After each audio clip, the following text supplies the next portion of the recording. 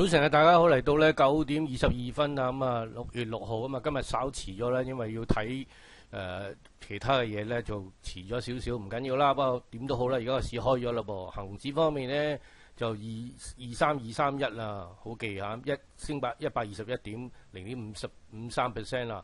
國指方面咧，亦都咧升0.51%。咁呢個上證綜合指數嚟講咧，仲未開啊，但係咧其實咧亦都咧係。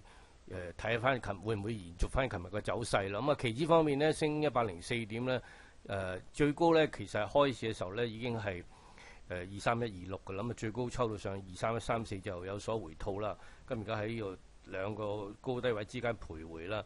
咁啊琴日嚟講係收22985啊，都叫做有升幅嘅咯喎。咁因為咧歐洲方面咧其實就出咗啲咁多措施啦嚇，有負利率啊諸如此類嘅啦。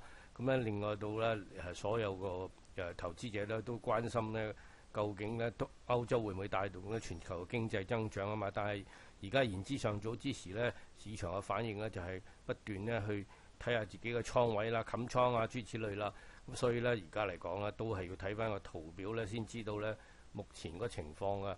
好啦，咁啊而家嚟講咧，打開咗個期指圖咧，就唔係恆指啊，今日就期指圖啦。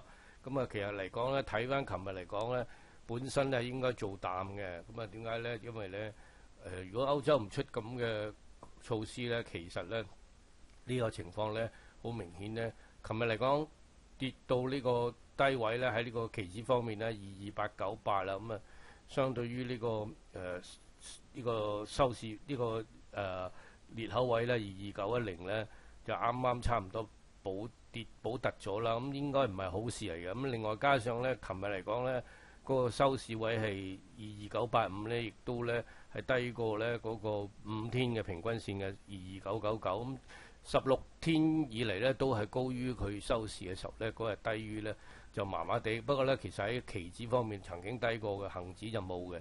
咁點都好咧，今日嚟講咧，早畫咗個圈咧，就估佢咧喺呢度上，但係而家暫時都未破到呢個保利加通道。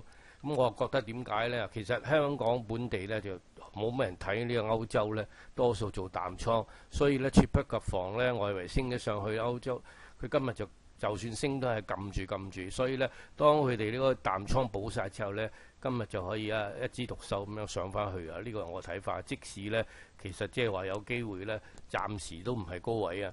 咁而家嚟講咧，都係一啲淡友嚟講咧，負隅頑抗，就係希望減低損失啦。咁啊，所以咧就有咁嘅情況出現啦。咁事實係咪咁咧都要睇嘅嚇。好啦，講到呢度先啦喎。咁啊，同大家講聲拜拜，下個禮拜咧先再傾啦，拜拜。